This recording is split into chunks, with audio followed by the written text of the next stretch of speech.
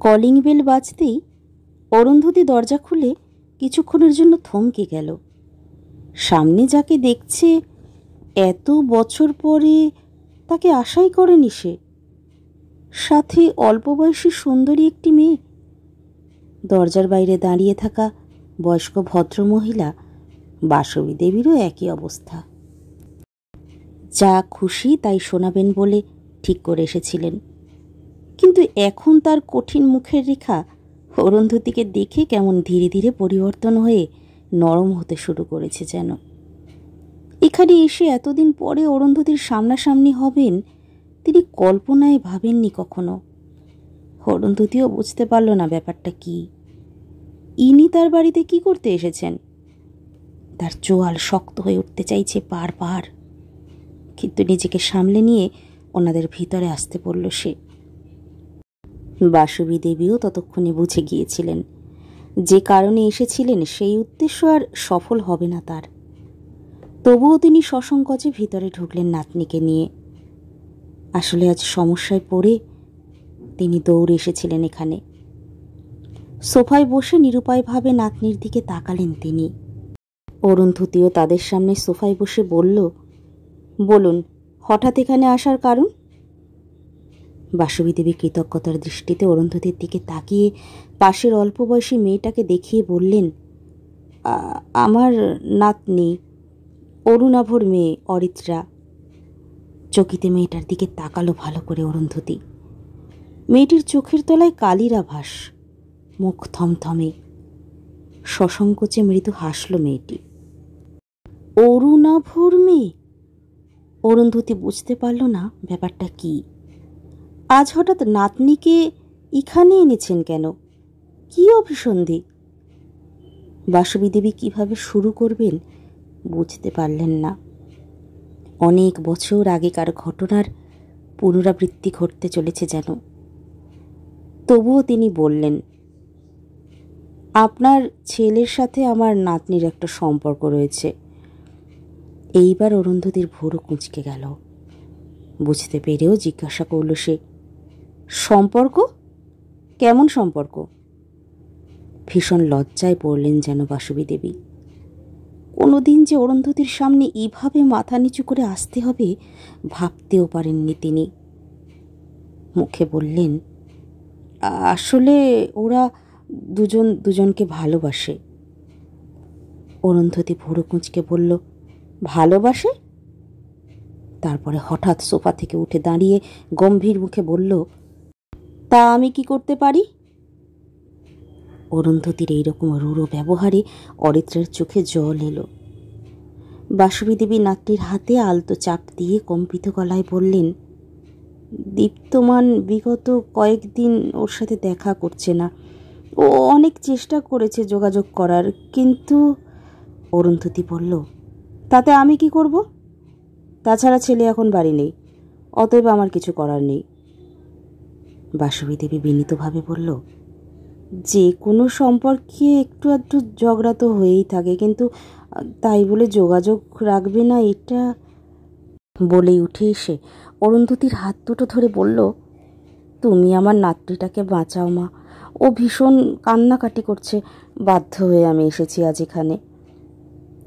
অরুন্ধতী নিজের হাত আস্তে করে ছাড়িয়ে নিয়ে বলল, দেখুন আমার কিছু করার নেই, আপনারা বসতে পারেন কিছুক্ষণ, চাটা খান। তবে এইটুকু বলতে পারি, আমার ছেলে মেরুদণ্ডহীন নয়। এইটুকু বলেই মৃদু হেসে বাসবী দেবীর চোখের দিকে সরাসরি তাকিয়ে বলল, ছেলে ফিরুক তারপরে কথা হবে। বলে কাজের মেয়েকে ওদের চা দিতে বলে ভিতরে নিজের ঘরে চলে গেল অরুন্ধতী। বুকের ভিতর তার তখন উথাল পাথাল। ড্রেসিং টেবিলের আয়নার সামনে বসে নিজেকে দেখল। মনের ভিতরে আজ তার কালবৈশাখীর ঝড়, কত স্মৃতি। অরুন্ধতীর মন চলে যেতে চাইল প্রায় 28 বছর আগে। অরুণাভর মুখটা ভেসে উঠল। অরুন্ধতীর মনটা মুহূর্তে খারাপ হয়ে গেল যেন। পুরনো স্মৃতি মনে পড়লে আজও দগদগে ঘায়ের মতো জ্বালা করে ওঠে। চোখ থেকে দুফোঁটা জল গড়িয়ে পড়ল তার। প্রায় 28 বছর আগের ঘটনার পুনরাবৃত্তি হচ্ছে যেন তার জীবনে। দুজনের সম্পর্ক ক্লাস 11 থেকে হলেও কলেজের 3rd ইয়ারে যখন পড়তো ওরা, তখন একদিন সম্পর্ক টিকিয়ে রাখতে সেই দিন সেও বাধ্য হয়ে দৌড়ে গিয়েছিল অরুণাভর বাড়িতে। তার আগে কয়েকদিন ধরে সে বুঝতে পারছিল অরুণাভ যেন একটু হলেও তাকে কেমন এড়িয়ে যাচ্ছে। কিছুদিন পরে একদিন দেখা করে অরুণাভ বিষণ্ণ মুখে জানালো, দীর্ঘ 5 বছরের সম্পর্ক শেষ করতে চায় সে। অরুন্ধতী অবিশ্বাসের দৃষ্টিতে অরুণাভর দিকে তাকিয়েছিল। মাথা নিচু করে উত্তর দিয়েছিল অরুণাভ। তার মাকে অরুন্ধতীর সাথে সম্পর্কের কথা বলতেই তার মা বেঁকে বসেছেন। কয়েকদিন ধরে ভীষণ অশান্তি করে ছেলেকে দিব্যি দিয়েছেন, ওই ভিন্ন কাস্টের মেয়ের সাথে বিয়ে তো দূর, সম্পর্ক রাখলে সে তার মায়ের মরা মুখ দেখবে। এই কয়দিন ভীষণ টানাপোড়েনের মধ্য থেকে অবশেষে এই সম্পর্ক না রাখার সিদ্ধান্ত নিয়েছে অরুণাভ। কিছু করার নেই তার, একমাত্র ছেলে সে। মাকে এতটা আঘাত দিয়ে অরুন্ধতীর সাথে সম্পর্ক রাখাটা সম্ভব নয়। তাই সে নিরুপায় হয়ে স্তব্ধ হয়ে গিয়েছিল অরুন্ধতী। কি বলছে কি অরুণাভ? অরুণাভ জানে না তাদের সম্পর্ক কত দূর গিয়েছে। আত্মীয় স্বজন, পাড়া প্রতিবেশী সবাই জানে তাদের বিয়ে হবে আগামী দিনে। অরুণাভর তাদের বাড়িতে নিত্য যাতায়াত। অরুন্ধতীর বাড়িতেও এই সদা হাস্যময় ছেলেটিকে মেনে নিয়েছে। অরুন্ধতীর বাবা ঠিক করেছিলেন কলেজ শেষে অরুণাভ আর কয়েকদিন পরে নিজেদের ব্যবসার ভার নিলেই মেয়ের বিয়ের পাকা কথা বলতে যাবেন অরুণাভর বাড়িতে। আজ অরুণাভর এই কথা শুনে অরুন্ধতীর পাগলের মতো লাগছিল। নিজের সাজানো স্বপ্ন যেন তছনছ হয়ে যাচ্ছিল তার মনের ভিতরে। এই তছনছের ভীষণ শব্দে যেন তার মনের ভেতরটা ভেঙে পড়ছিল হু হু করে। মনে হয়েছিল অরুণাভকে ছাড়া বেঁচে থাকা তার পক্ষে অসম্ভব। এর জন্য সে সব কিছু করতে পারে। সে জেদ ধরেছিল অরুণাভর মায়ের সাথে দেখা করে বুঝিয়ে বলবে তাকে কেন তিনি রাজি নন। তার জীবনটাকে নিয়ে এইভাবে ছিনিমিনি খেলছেন কেন? একবার সামনাসামনি জিজ্ঞেস করতে চায় সে। নিশ্চয়ই বুঝিয়ে বললে তিনি বুঝবেন। অরুণাভ নিজের মাকে চেনে, সে বুঝতে পেরেছিল কি ঘটতে চলেছে। তাই সে রাজি না হলেও দিশেহারা অরুন্ধতী নির্লজ্জের মতো আত্মসম্মানবোধ জলাঞ্জলি দিয়ে তবুও সেদিন গিয়েছিল বাসবী দেবীর কাছে। বাড়িতে সেদিন অরুণাভর বাবা ছিলেন না। তাকে ছেলের সাথে ঢুকতে দেখে বাসবী দেবী বেরিয়ে এসেছিলেন বিশাল ড্রয়িং রুমে। বাসবী দেবীর কঠিন মুখ দেখেও সে তার কাছে কাকুতি মিনতি করেছিল সম্পর্কটাকে মানিয়ে নেওয়ার। কিন্তু সেদিন উনি ভীষণ তাচ্ছিল্যের সাথে বলেছিলেন, কি সাহস তোমার, তুমি এখানেও চলে এসেছ? তারপর মৃদু হেসে বলেছিল, আসলে হবেই তো, কেমন ঘরের মেয়ে সেটা তো দেখতে হবে, এই জন্য স্ট্যাটাস মেনটেন করতে হয়, বুঝলি বাবু। ওনার কথায় অরুণাভ শুধু মিনমিন করে মা বলে যেটুকু প্রতিবাদ করতে চাইল তা উপস্থিতি দুজনের কান অবধি পৌঁছল না বোধ হয়। অরুন্ধতীর ভিতরে যেন কাল বৈশাখীর ঝড়। সে অরুণাভকে বড্ড ভালোবাসে, কিন্তু এই অপমানে সে আর থাকতে পারল না। ভোরু কুঁচকে অরুণাভকে বলল, আমার সাথে এত বছর সম্পর্কের সময় স্ট্যাটাস দেখোনি কেন তুমি? কোন বাড়ির মেয়ে আমি? বাসবী দেবী গলা উঁচিয়ে বললেন, ও কি বলবে? অল্প বয়সে এইরকম 2-1টা সম্পর্ক সব ছেলেরই থাকে। তাছাড়া আমার ছেলের যোগ্য তুমি কোন দিক থেকে? না আছে রূপ, না আছে তেমন কোনো গুণ। শোনো মেয়ে, একটাই ছেলে আমার, যাকে তাকে তো আর বৌমা করতে পারি না। চাঁদের টুকরোর মতো বৌমা করব আমরা। সব বাবা মায়েরই একটা স্বপ্ন থাকে, আমাদেরও আছে। তাছাড়া এই ব্যানার্জি বাড়ির একটা ঐতিহ্য আছে, স্ট্যাটাস আছে। তুমি একটা পোস্টমাস্টারের মেয়ে, বামুন হয়ে চাঁদে হাত বাড়াও। এরপরেও ভাবো কিভাবে মেনে নেব। এই সম্পর্ক কখনোই সম্ভব নয়। তারপর ছেলের দিকে তাকিয়ে বলেছিল, খোকা ওকে চলে যেতে বল এখান থেকে। বলে কটকট করে দোতলায় উঠে গিয়েছিলেন তিনি। অরুণাভ চুপ করে দাঁড়িয়েছিল ড্রয়িং রুমের এক পাশে। অরুন্ধতী আর থাকতে পারল না।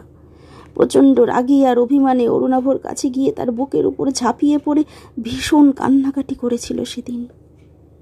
প্রতি উত্তরে অরুণাভকে নিরুপায়ের মতো কাঁদতে দেখে অরুন্ধতী আর নিজেকে স্থির রাখতে পারেনি।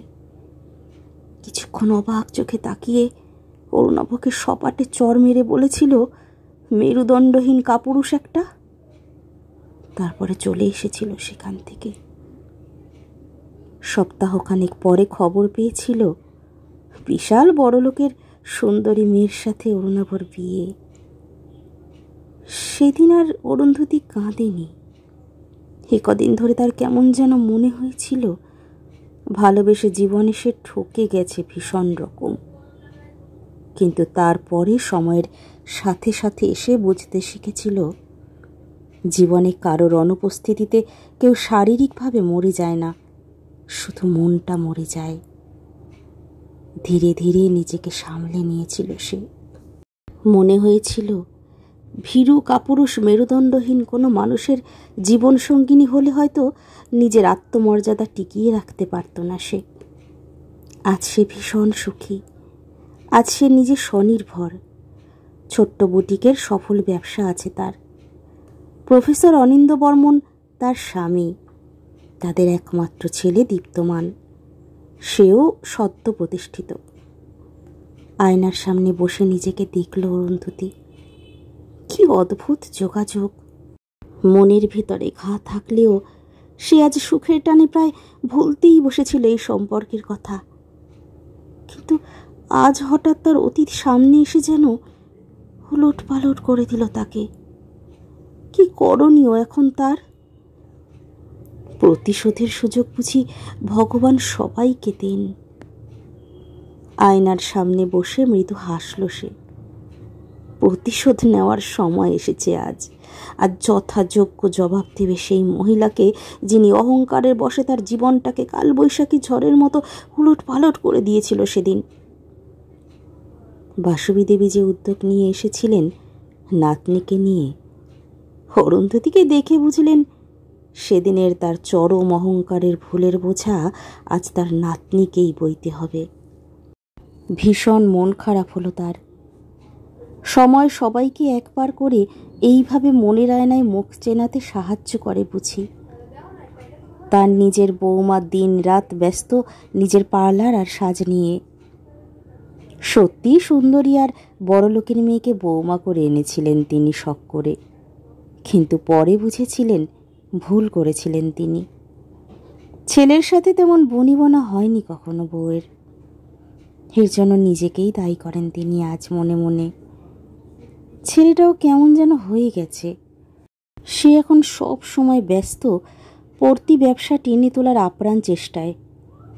আর বৌমা নিজের সৌন্দর্যের ঘাটতি হবে বলে অনেক দিন সন্তান নিতে চায়নি সে।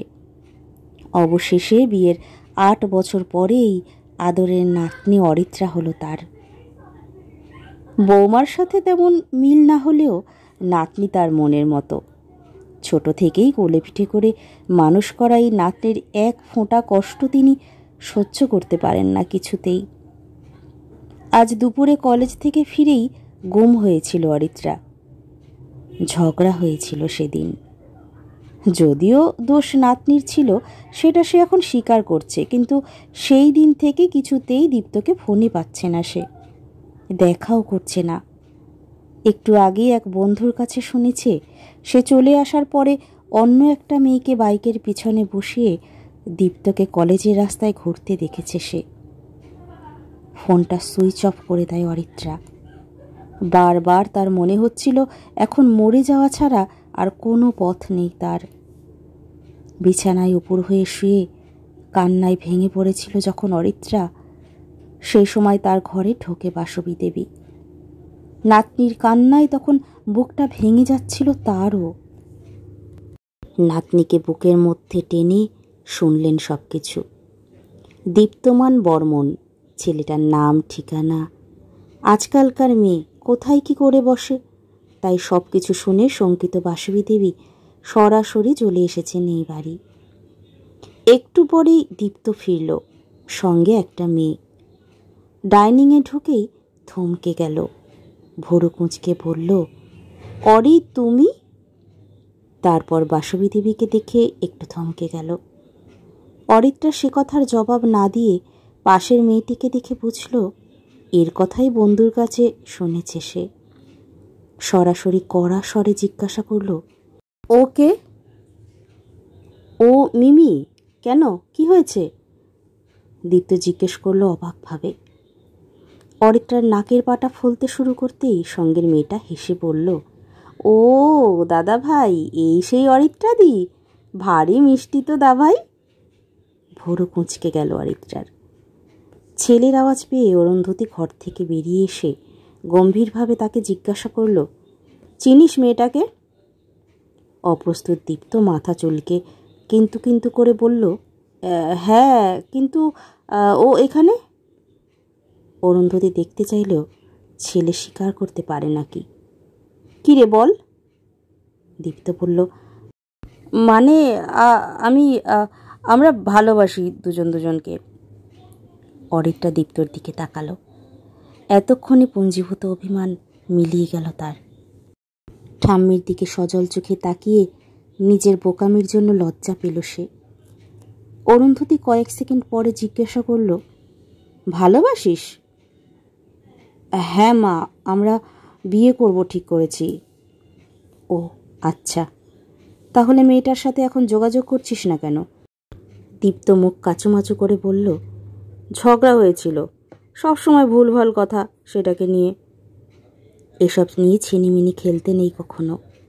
দ্বিতীয় দিন এমন আর করিস না। দীপ্ত বলল, না মা, কখনো নয়। আজ আমি বোনকে নিয়ে ওকে খুঁজতেই ওর কলেজে গিয়েছিলাম, কিন্তু শুনলাম ও বাড়ি চলে গেছে। ফোন করছি কিন্তু ওকে পাচ্ছিলাম না, সুইচ অফ।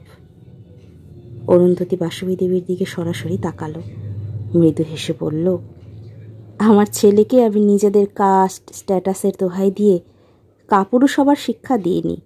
আপনি নিশ্চিন্ত থাকতে পারেন, ও আপনার নাতনিকে কখনো ঠকাবে না মায়ের দোহাই দিয়ে। বাসবী দেবী মাথা নিচু করলেন। বুঝলেন, এভাবেই বুঝি কোনো না কোনো সময় জীবনের আয়না থেকেই শিক্ষা পায় মানুষ। হাত জোর করে ক্ষমার ভঙ্গিতে অরুন্ধতির দিকে তাকিয়ে কৃতজ্ঞতায় আর অনুশোচনায় তার চোখ জলে ভরে গেল। আমার গল্প পাঠ যদি বন্ধুদের ভালো লাগে তবে লাইক দিয়ে আর আমার চ্যানেলটি সাবস্ক্রাইব করে আমার পাশে থাকার অনুরোধ রইল।